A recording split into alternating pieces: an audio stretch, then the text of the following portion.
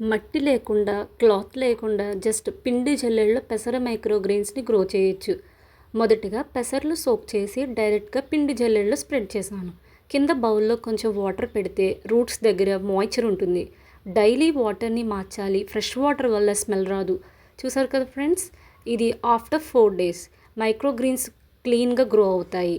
Only light Mist spray చేస్తే చాలు, ఇవి ఫాస్ట్‌గా గ్రీన్ అవుతాయి.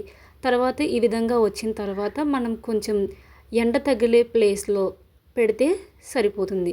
తర్వాత 7 రోజుల్లో మనకి ఈజీగా ఈ పెసర మైక్రోగ్రెయిన్స్ అనేవి రెడీ అవుతాయి. చూడండి ఫ్రెండ్స్, చాలా క్యూట్గా, సూపర్ హెల్తీగా అండ్ గ్రీన్గా వస్తాయి.